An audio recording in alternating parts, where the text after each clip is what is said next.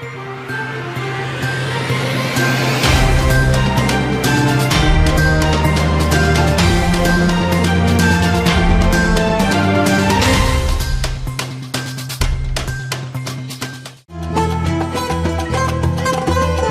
की headlines. Nagarnar steel plant में परिवहन के मामले ने पकड़ा तूल।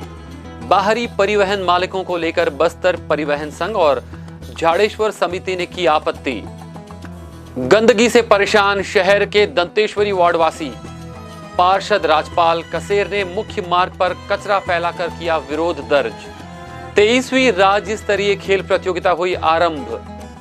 रेखचंद जैन ने किया इस प्रतियोगिता का शुभारंभ।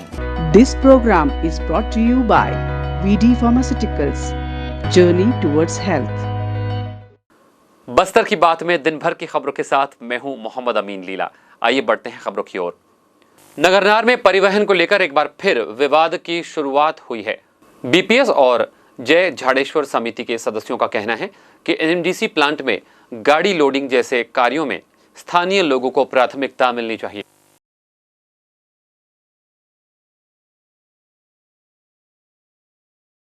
जगदलपुर शहर के मां दंतेश्वरी वार्ड के पार्षद राजपाल कसेर ने निगम की सफाई व्यवस्था से आखिरकार परेशान होकर गीदम रोड मुख्य मार्ग पर कचरा डालकर निगम सरकार के खिलाफ प्रदर्शन किया।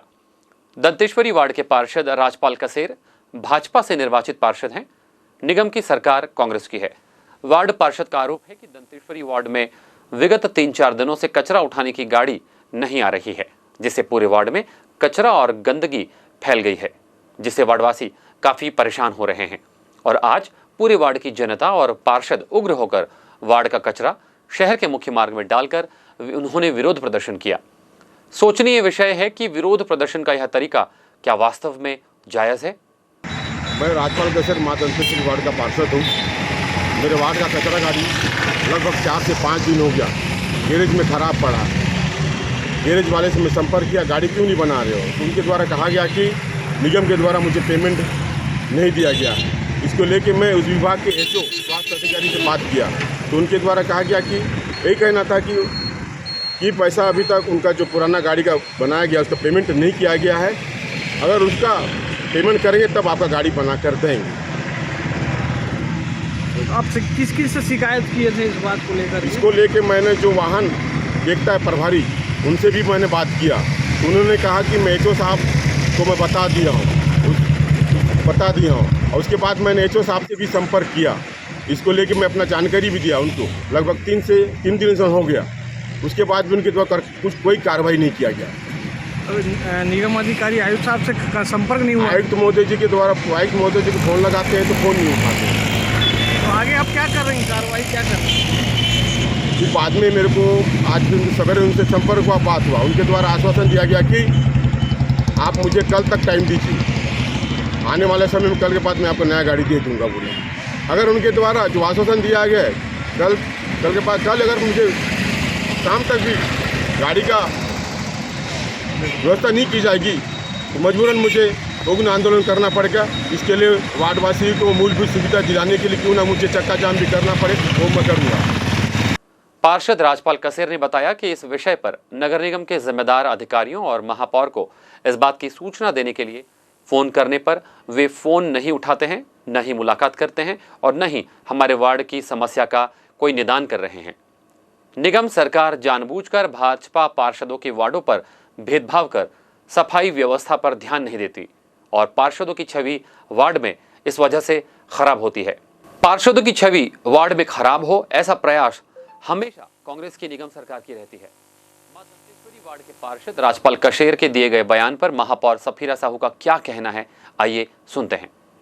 देखिए, दंतेश्वरी वार्ड की जो समस्या है, जो सड़क पे कचरा डाला गया है, मैंने खुद सोशल मीडिया में देखा। फिर मैंने खुद संबंधित अधिकारी को कॉल करके पूछा कि क्या समस्या है, तो उन्होंने बताया कि सोमवार को गाड़ी खराब हुई है और कल उसकी शिकायत आई है। और जैसे शिकायत आई है तो आज हमने वहाँ पर कचरे के लिए ट्रैक्टर की व्यवस्था की थी, लेकिन जो जानकारी मिली है कि पार्षद जी के द्वारा ट्रैक्टर में कचरा डालने के लिए मना कर दिया गया। उसके बाद सड़क पर डालने के बाद फिर भी हमारी नगर निगम की टीम ने कचरा को तुरंत उठाया और उसका जो भी समस्या का समाधान था तुरंत किया। और आगे जब तक उनकी गाड़ी नहीं बनती है, निगम के द्वारा गाड़ी की व्यवस्था की जाएगी ताकि वार्ड वासी को किसी प्रकार का कष्ट न हो। वार्ड का जो पार्षद है उनका ये आरोप है कि यहाँ के निगम के जो आयुक्त है उनसे संपर्क किया जा रहा है, लेकिन ना फ़ोन उठा रहे ना बात हो रही। देखिए, अब कमिश्नर साहब से इस विषय में मुझे बात करनी होगी। आज वैसे भी वो बीसी में है और मुझे नहीं लगता है वो सबका फ़ोन उठाते हैं। जोगी कांग्रेस छत्तीसगढ़ में अपनी साख मजबूत करने की लगातार कोशिश कर रही थी, पर अजीत जोगी के स्वर्गवास के बाद पार्टी अपनी पकड़ बनाए रखने में नाकामयाब रही। 2023 में होने वाले चुनावों के पहले ही उसके 2 विधायकों ने भारतीय जनता पार्टी का दामन थाम अपनी पार्टी को झटका दे दिया। तो वहीं अब चंद्रपुर विधानसभा से जोगी कांग्रेस की प्रत्याशी रही गीतांजलि पटेल, खुज्जी विधायक मोहला मानपुर के पूर्व प्रत्याशी संजय ठाकुर ने अब कांग्रेस का दामन थाम लिया है। इन दोनों ही नेताओं के साथ उनके कार्यकर्ताओं ने कांग्रेस पार्टी का दामन थाम लिया और आगामी विधानसभा चुनाव में कांग्रेस को विजय बनाने का दम भरा है। जोगी कांग्रेस के इन दोनों ही पूर्व प्रत्याशियों ने कांग्रेस मुख्यालय राजीव भवन रायपुर में कांग्रेस कमेटी अध्यक्ष और सांसद दीपक बैज और उप मुख्यमंत्री टीएस सिंहदेव की उपस्थिति में कांग्रेस की सदस्यता ग्रहण की। कांग्रेस की ओर से कहा गया है कि उन्होंने कांग्रेस पार्टी की विचारधारा और प्रदेश में उनके द्वारा किए गए विकास कार्यों से प्रभावित होकर उन्होंने पार्टी की सदस्यता ग्रहण की है। छत्तीसगढ़ महतारी के लिए, छत्तीसगढ़ की जनता के लिए आने वाला समय में आप लोगों ने पिछले 15 साल की सरकार भी देखे, हमारी 5 साल का भी सरकार आप देख रहे हैं। किसानों के लिए कर्जा माफी से लेकर समर्थन मूल्य से ज्यादा खरीदी, युवाओं को रोजगार, 2500 रुपए सीधा उनके खातों में, गोबर खरीदी का पैसा सीधा उनके खातों में, मतलब इस तरह से बहुत सारी सरकार की योजनाएं सीधा जनता के खाते में पैसा देने का काम हमारी सरकार ने किया है। हमारी सरकार 7.5 लाख रुपए छत्तीसगढ़ सरकार उनके पैसे से लोगों की, जनता की आवाज गरीबों के लिए आवाज देने का काम कर रही है। इस तरह मतलब हर वर्गों के लिए, हर समाज के लिए। अभी शिव डहरिया जी कह रहे थे कि आपके 27 समाज के लिए, मैं आदिवासी समाज से आता हूँ, आदिवासी समाज के लिए मैं बस्तर से हूँ, आदिवासी भी हूँ। हमारे समाज के लिए सरकार में हम लोग तो गांव में हमारा देवगुड़ी गोटोला हमारे लिए प्रचलित है, आदिवासियों के लिए, हमारी समाज के लिए, आदिवासी समाज के लिए, हमारी संस्कृति को बचाने के लिए हमारी सरकार, मुख्यमंत्री। वहीं दूसरी ओर कैबिनेट मंत्री शिव कुमार डहरिया के नेतृत्व में प्रदेश कांग्रेस कमेटी के अध्यक्ष दीपक बैज के समक्ष भंडारपुरी धाम के गुरुद्वारिका साहब और भावेंद्र साहब, शाहिब सतनामी समाज और आरंग विधानसभा क्षेत्र के कई लोगों ने कांग्रेस पार्टी की सदस्यता ग्रहण कर ली। आज हम लोग का दिन बहुत अच्छा है कि आज लगातार कांग्रेस प्रवेश हो रही है। इससे पहले ग्रुप में भी हजारों की तादाद में कांग्रेस प्रवेश हुआ और आज भी हजारों की तादाद में कांग्रेस प्रवेश हो रही है।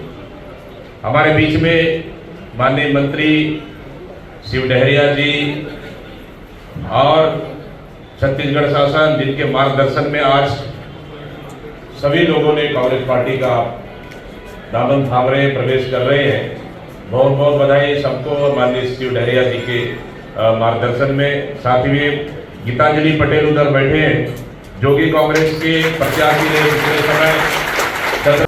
3 अक्टूबर 2023 को प्रधानमंत्री की बस्तर यात्रा के दौरान ही इसी दिन कांग्रेस ने नगरनार स्टील प्लांट के निजीकरण के विरोध में बंद का आह्वान किया था।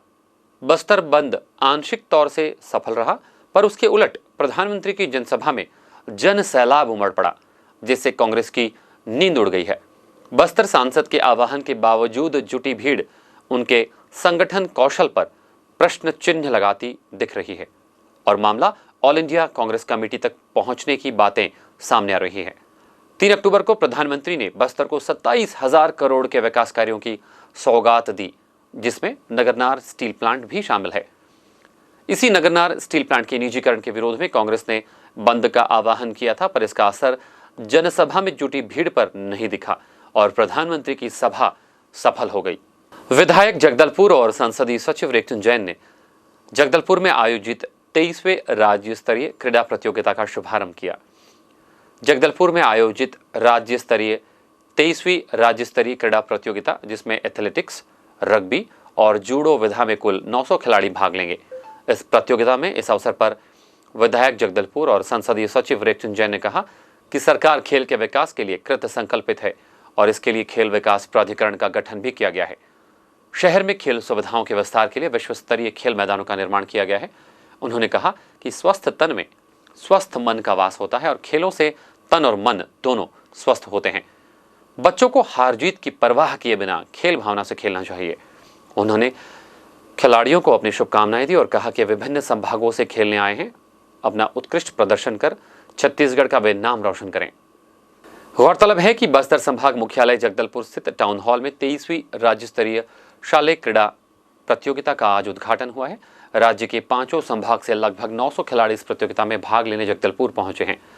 प्रतियोगिता के बारे में जिला शिक्षा अधिकारी भारती प्रधान ने बताया, खिलाड़ियों के ठहरने की व्यवस्था, खाने की संपूर्ण व्यवस्था की गई है। प्रतियोगिता में एथलेटिक्स के सभी खेल, रग्बी, गोला फेंक, भाला फेंक, जूडो सहित अन्य सभी खेल आयोजित किए गए हैं। आज 23वीं राज्य स्तरीय शालेय क्रीड़ा प्रतियोगिता का उद्घाटन था। इसमें लगभग 900 बच्चे आए हैं 5 संभाग के और उनके साथ उनके कोच एवं टीम मैनेजर हैं। और इसमें जो एथलेटिक्स प्रतियोगिता है उसमें सभी वर्गों के बच्चों के लिए जो प्रतियोगिताएं होती हैं, जैसे कि 100 मीटर, 200 मीटर, 400 मीटर, बाधा दौड़, तवा फेंक, गोला फेंक इत्यादि, उन सभी का आयोजन किया जाएगा सभी वर्गों के लिए। और जूडो में जो है 2 वर्ग, सभी 6 वर्गों के लिए है, बच्चे बालक बालिकाओं के लिए जूडो प्रतियोगिता होगी। और रग्बी में भी 4 वर्गों के लिए आयोजित की जाएगी। तो इस प्रकार से ये जो स्पर्धाएं हैं ये 8 तारीख तक यहाँ पर चलेंगी और इसके बाद समापन किया जाएगा और विजेताओं को पुरस्कार। अतिथि कौन रहेंगे मैडम समापन में? समापन में भी अगर आचार संहिता नहीं लगी तो हमारे जो अतिथि हैं वो हमेशा रहते हैं, ये सब रहेंगे। शहर में कितने ग्राउंडों में मैच होंगे और कहाँ कहाँ? शहर के 3 ग्राउंड जो है वहाँ पर इनका आयोजन किया जाएगा, क्रीड़ा परिसर, लालबाग और साथ में प्रदर्शनी इंदिरा स्टेडियम। और इनके रहने आवास व्यवस्था पूरी अच्छी तरह से? हाँ, इनके लिए सभी आवास व्यवस्था की जो है एक टीम बनाई गई है और उसके साथ ही मेडिकल सुविधा के लिए भी CMHO जो है उन्होंने दिया हुआ है सुविधा। खाने वाने खाना भी स्वयं बनाएंगे, अपना मैस साथ लेके चलते हैं, उनके द्वारा स्वयं कुकिंग की जाएगी। अन्य जो व्यवस्था है उन्होंने गैस इत्यादि जो मांगा है उसकी व्यवस्था हमारे जिले से कर दी है। बस्तर कलेक्टर विजय दयाराम के ने बस्तर दशहरे के रथ निर्माण में लगे ग्रामीण कारीगरों की सभी व्यवस्थाओं को सुनिश्चित करने की बात कही।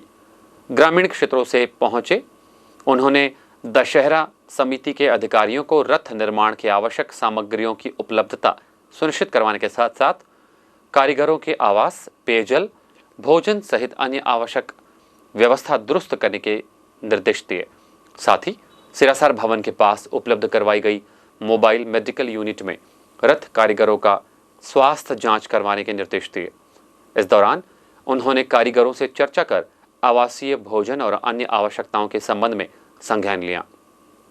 कलेक्टर ने रथ निर्माण की गतिविधियों का जायजा लेकर तय समय सीमा में रथ को पूर्ण करने की बात कही।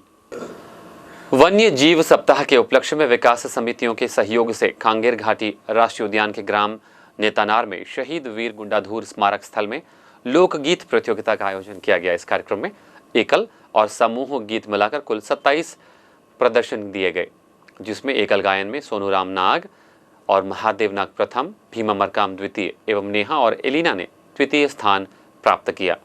साथ ही समूह गायन में जगन्नाथ एवं उनके साथियों ने प्रथम स्थान, मोगाए एवं साथियों ने द्वितीय स्थान और जयराम और साथियों ने तृतीय स्थान प्राप्त कर लिया। समूह नृत्य में दियारू और साथी ने प्रथम स्थान, बाल सिंह और साथियों ने द्वितीय स्थान, देव और साथियों ने तीसरा स्थान प्राप्त किया। वहीं वाद्य यंत्र में बैसाकू ने प्रथम स्थान प्राप्त किया। कार्यक्रम में निर्णायक के रूप में प्रख्यात लोक गायक लखेश्वर खुदराम, अबलेश कुमार और बादल एकेडमी से योगेश कुमार और सचिन पन्ना इस कार्यक्रम में मौजूद थे। कांगेर घाटी राष्ट्रीय उद्यान के निदेशक धर्मशील गणवीर ने बताया कि इस आयोजन के माध्यम से हमें वनों और वन्य जीव के संरक्षण हेतु जागरूकता लाने में मदद मिलेगी। साथ ही बस्तर में प्रकृति और संस्कृति के इस अनोखे समागम को नई पीढ़ी तक पहुंचाने के लिए प्रेरक और माध्यम साबित होगी। राष्ट्रीय उद्यान द्वारा लगातार इस प्रकार के आयोजन कर ग्रामीणों और वन विभाग की साझेदारी से वन्य जीव संरक्षण की दिशा में प्रयास लगातार किए जा रहे हैं। कार्यक्रम में 300 से अधिक लोग उपस्थित थे, जिसमें नेतानार, कोंडापाल, नागलसर, मुंडागढ़ के सरपंच, ग्रामीण लोक गायक, ग्रामीण युवोदय के स्वयंसेवक, वन मितान और कांगेर घाटी राष्ट्रीय उद्यान के अधिकारी कर्मचारी शामिल हुए। जिला व्यापार एवं उद्योग केंद्र जगदलपुर द्वारा प्रधानमंत्री विश्वकर्मा योजना के अंतर्गत पारंपरिक शिल्पकारों और कारीगरों से स्वयं के कार्य हेतु 5% ब्याज दर पर सहायता प्रदान करने के लिए आवेदन पत्र आमंत्रित किए गए हैं, जिसके तहत कारपेंटर, कुम्हार, मूर्तिकार, राजमिस्त्री, दर्जी, नाई, लोहार, सुनार, धोबी सहित नाव बनाने वाले, अस्त्र बनाने वाले, ताला बनाने वाले, हथौड़ा और टूल किट के निर्माता, डलिया, चटाई एवं झाड़ू बनाने वाले, पारंपरिक गुड़िया एवं खिलौना बनाने वाले, मछली जाल बनाने वाले, पारंपरिक शिल्पकारों और कारीगरों को इस योजना के अंतर्गत पहले चरण में 1 लाख रुपए तक और दूसरे चरण में 2 लाख रुपए तक की सहायता 5% ब्याज दर पर बैंकों के माध्यम से प्रदान की जाएगी। साथ ही योजना के तहत पारंपरिक शिल्पकारों और कारीगरों को कौशल विकास प्रशिक्षण, टूल किट प्रोत्साहन और डिजिटल लेन देन के लिए प्रोत्साहन दिया जाएगा। योजना के अंतर्गत सहायता के लिए पात्रता के तहत आवेदन की न्यूनतम आयु 18 वर्ष होनी चाहिए और आवेदक केंद्र या राज्य शासन की अन्य स्वरोजगार योजनाओं के अंतर्गत लाभान्वित नहीं होने की बात कही है। पारंपरिक शिल्पकारों और कारीगरों के एक परिवार से एक सदस्य ही पात्र होंगे। सरकारी सेवा में कार्यरत कर्मचारी और उसके परिवार के सदस्य पात्र नहीं माने जाएंगे। योजना से लाभान्वित होने के इच्छुक युवा कार्यालयीन दिवस और समय पर जिला व्यापार और उद्योग केंद्र BSNL ऑफिस के द्वितीय तल नयापारा जगदलपुर में संपर्क कर मार्गदर्शन प्राप्त करने की जानकारी दी गई है। बस्तर संभाग मुख्यालय जगदलपुर स्थित शहीद महेंद्र कर्मा विश्वविद्यालय बस्तर जगदलपुर के शैक्षणिक विभागों में छत्तीसगढ़ शासन उच्च शिक्षा विभाग द्वारा समय समय पर स्वीकृत शैक्षणिक पदों प्राध्यापक, सह प्राध्यापक, सहायक प्राध्यापक में से रिक्त 59 शैक्षणिक पदों पर सीधी भर्ती के लिए विज्ञापन 5 अक्टूबर गुरुवार को जारी कर दिया गया है। विश्वविद्यालय के कार्य परिषद की आपात बैठक 5 अक्टूबर 2023 को विश्वविद्यालय को प्रशासनिक भवन में आहूत की गई।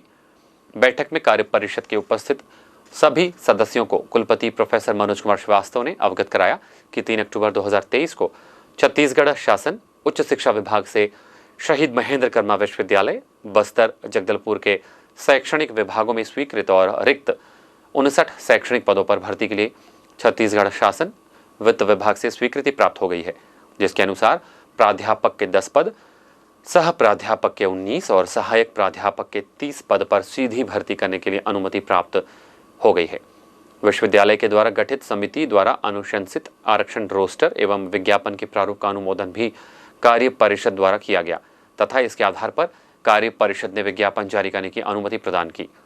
विश्वविद्यालय ने तत्काल कार्यवाही करते हुए विज्ञापन जारी कर दी है। विस्तृत विज्ञापन, विज्ञापित पदों के लिए न्यूनतम योग्यता, अर्हता आदि के संबंध में जानकारी विश्वविद्यालय की वेबसाइट पर उपलब्ध विज्ञापन से प्राप्त की जा सकती है। छत्तीसगढ़ गर्ल्स बटालियन NCC द्वारा शासकीय कन्या शिक्षा परिसर परचनपाल में 21 से 30 अक्टूबर तक 10 दिवसीय संयुक्त वार्षिक प्रशिक्षण शिविर का आयोजन किया गया। Commanding officer 1 Chhattisgarh girls battalion NCC Jagdalpur से मिली जानकारी के अनुसार उक्त संयुक्त वार्षिक प्रशिक्षण शिविर में बस्तर, कांकेर, कोंडागांव, दंतेवाड़ा और नारायणपुर जिले के विद्यालयों और महाविद्यालयों की गर्ल्स NCC कैडेट्स तथा NCC ऑफिसर और कर्मचारी सम्मिलित होंगे। दूसरे सेमीफाइनल मैच में हैदराबाद विरुद्ध NSTL विशाखापट्टनम के बीच हुआ, जिसमें विशाखापट्टनम की टीम ने 3-1 से विजय हासिल कर फाइनल में जगह बनने वाली दूसरी टीम बनी। मैच के मुख्य निर्णय के रूप में centre referee Sumit, assistant referee Dravid Joshi एवं अगेंद्र नाथ और चौथे ऑफिशियल राहुल लाल थे। कल फाइनल मुकाबला 10 बजे खेला जाएगा। आइए चलते चलते एक बार फिर से नजर डालते हैं आज के हेडलाइंस पर। आज की हेडलाइंस, नगरनार स्टील प्लांट में परिवहन के मामले ने पकड़ा तूल।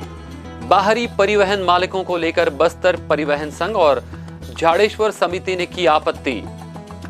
गंदगी से परेशान शहर के दंतेश्वरी वार्डवासी। पार्षद राजपाल कसेर ने मुख्य मार्ग पर कचरा फैलाकर किया विरोध दर्ज। 23वीं राज्य स्तरीय खेल प्रतियोगिता हुई आरंभ। रेखचंद जैन ने किया इस प्रतियोगिता का शुभारंभ। बस्तर की बात में आज बस इतना ही। कल आपसे फिर होगी मुलाकात कुछ और ताज़ा तरीन खबरों के साथ। तब तक के लिए हमें दीजिए इजाज़त। नमस्कार। This program was brought to you by VD Pharmaceuticals. Journey towards health.